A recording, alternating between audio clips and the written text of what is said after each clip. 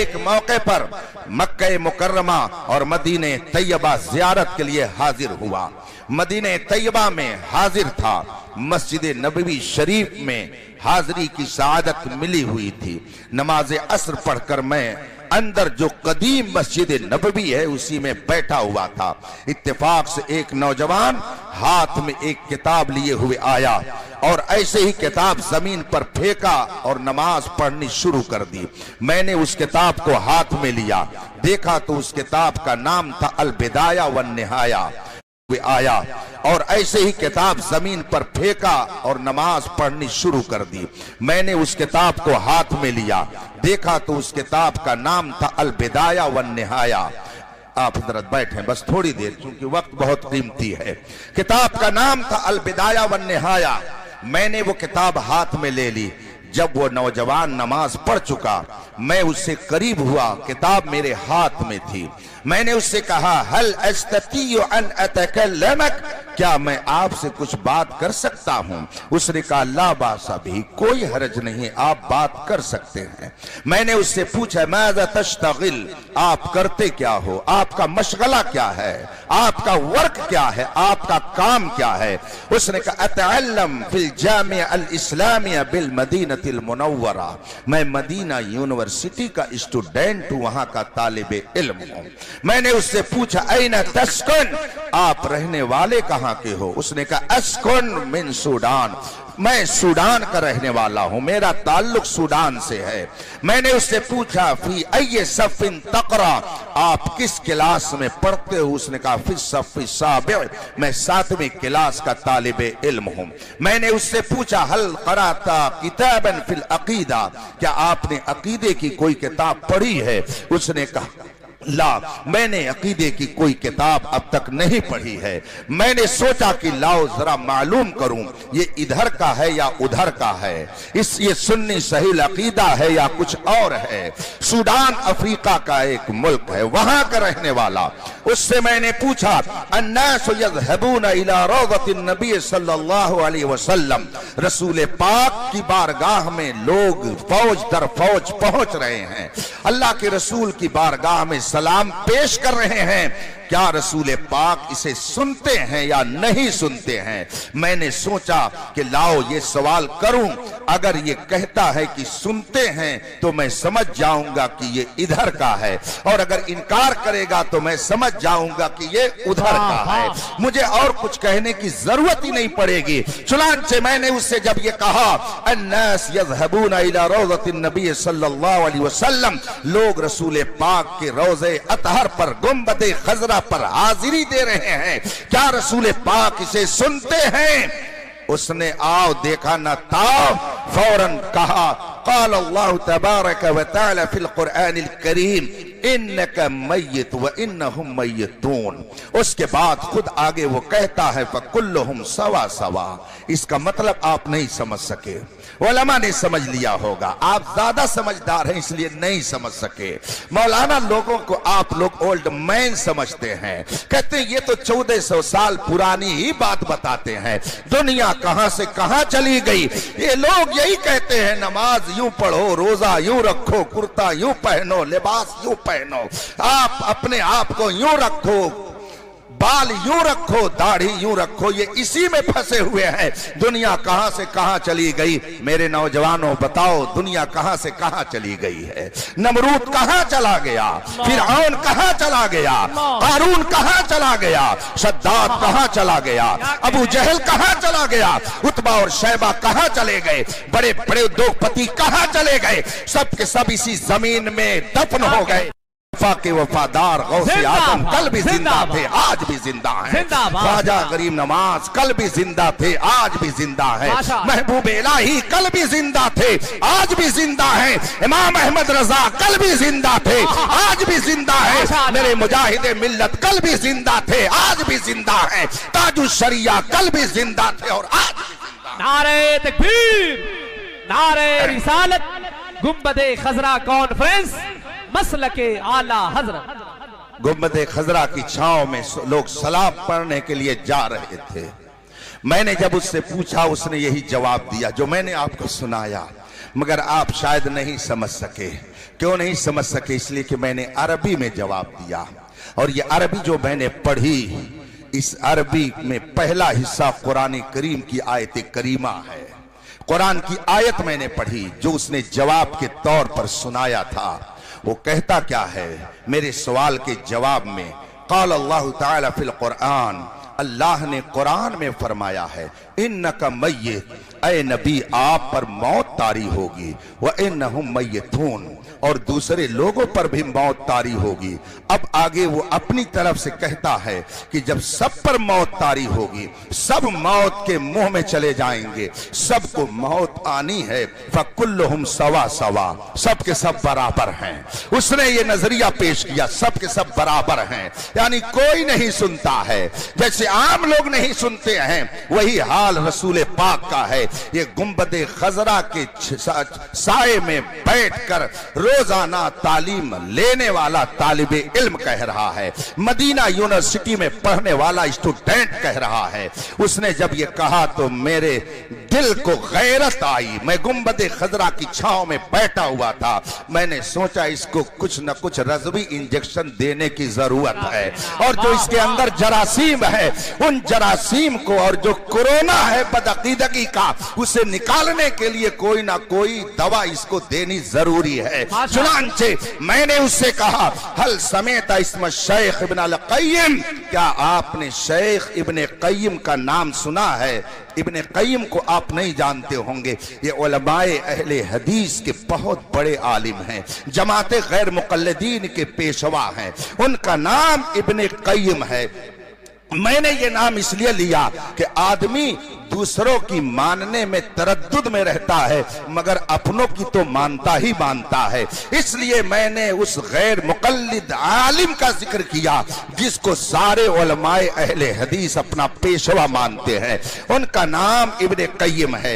मैंने कहा क्या आपने इब्न क़य्यिम का नाम सुना है? उसने कहा हाँ मैंने सुना है। मैंने कहा उनकी एक किताब है जिसका नाम अर्रूह है, क्या आपने इस किताब का मुताला किया है? उसने कहा ला, नहीं मैंने इस किताब का मुताला नहीं किया है। मैंने उससे कहा कि इब्न क़य्यिम ने अपनी किताब अर्रूह के अंदर ये लिखा है, क़द सह्ह अन नबी सल्लल्लाहु अलैहि वसल्लम अन्नल अंबिया अहयाउन फी क़ुबूरिहिम युसल्लून। उलमाए हदीस के ये पेशवा अपनी किताब अर्रूह के अंदर लिख रहे हैं कि सही हदीसों से ये साबित है कि जितने नबी हैं सब अपनी कब्रों में जिंदा हैं और नमाज पढ़ते हैं। जब मैंने उसकी ये इबारत पेश की और किताब अर्रूह का हवाला दे करके मैंने उससे पूछा क्या इब्न क़य्यिम ने जो ये लिखा है आप इसको मानते हो? अब जाहिर सी बात है, बात आ गई अपने मौलाना की, तो कैसे इनकार कर सकते हैं? यही वो नुक्ता है जिसे समझने की जरूरत है। कुछ लोग ऐसे हैं कि अगर उनके पीर के बारे में कोई कुछ कह दे, उनके उस्ताद के बारे में कोई कुछ कह दे, उनके शेख के बारे में कोई कुछ कह दे, तो वो आपे से बाहर हो जाते हैं, वो उसको बर्दाश्त नहीं कर पाते। मगर सुन्नी सही अकीदा ये सोचता है तुम मुझे जो चाहो कह सकते हो, मेरे पीर को जो चाहो वो कह सकते हो, मगर पीरों के पीर मुस्तफा की बारगाह में अगर तुम गुस्ताखी करोगे तो हमारी जान भी जा सकती है। हमें कोई परवाह नहीं है, हमारे घर लुट जाए हमें उसकी कोई परवाह नहीं है, मगर ये हम भला कैसे बर्दाश्त कर लें कि मुस्तफा की शान में गुस्ताखी की जाए।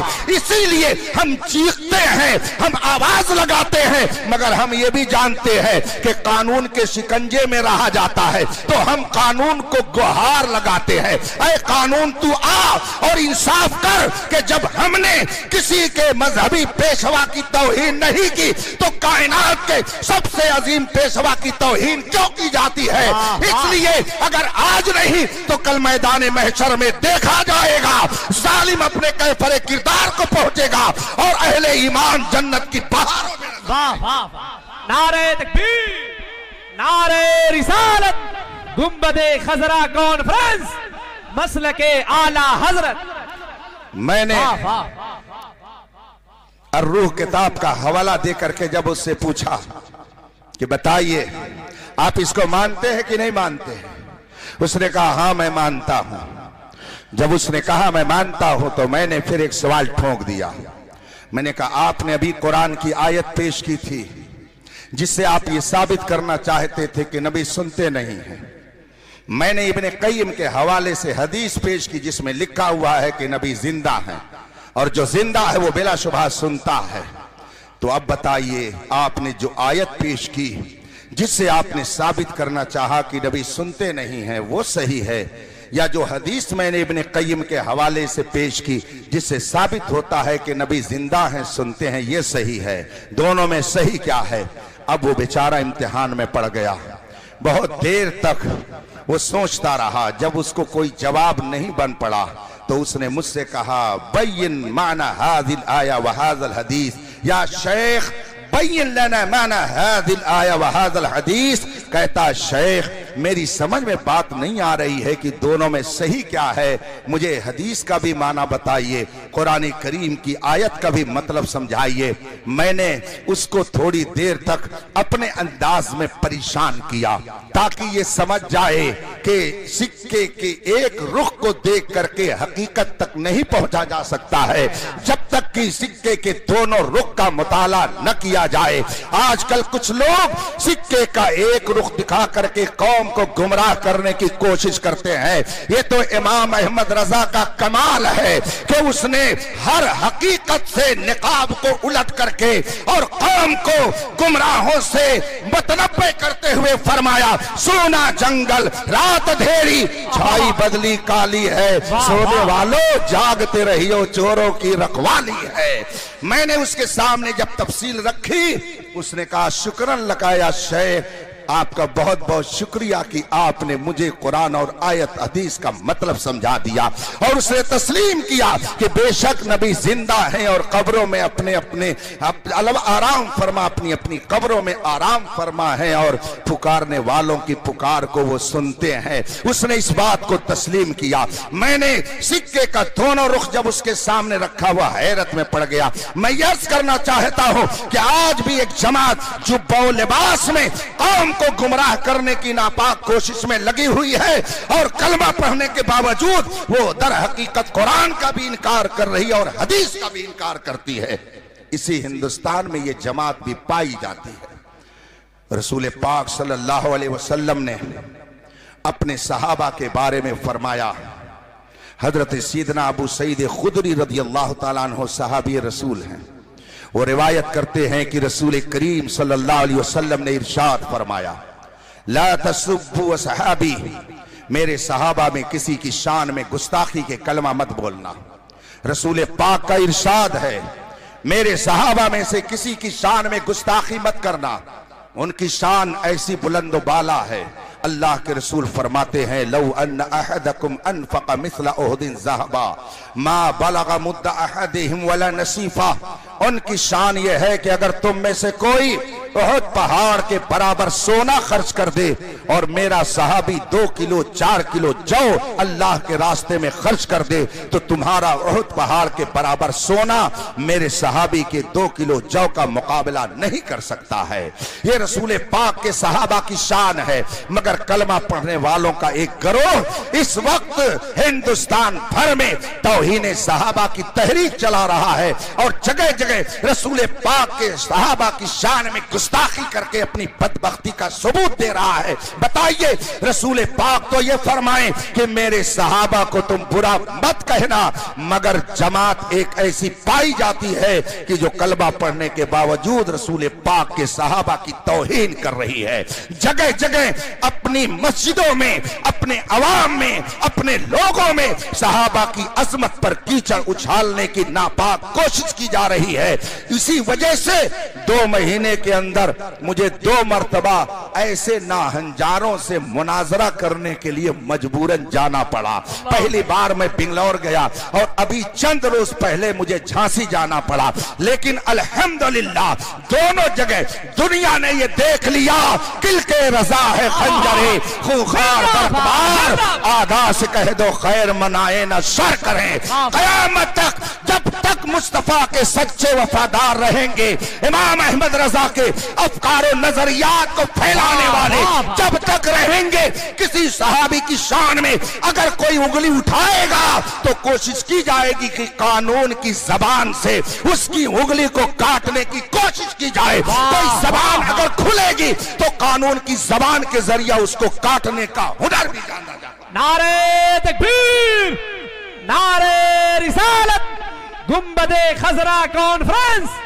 मसलके आला हजरत। कलमा पढ़ने वालों की एक जमात इसी हिंदुस्तान में पाई जाती है जो सहाबा पर तबर्रा करते हुए फख्र महसूस करती है। मैं और मजीद तो कुछ न कहूंगा, लेकिन ये मुझे महसूस हो रहा है कि जिस तरह से कुछ सालों पहले तक सऊदिया अरबिया ने वहाबियत को फैलाने के लिए अपनी दौलत का दहाना खोला, आज भी कुछ मुल्क जो गुस्ताखाने सहाबा में शुमार किए जाते हैं अपनी दौलत का मुंह खोले हुए हैं, और हिंदुस्तान के बहुत सारे टट्टू उसका शिकार होकर मस्जिदों मेहराब के जरिया उनके नापाक अजाइम की तकमील में लगे हुए हैं और राफिजियत को फैलाने का काम कर रहे हैं।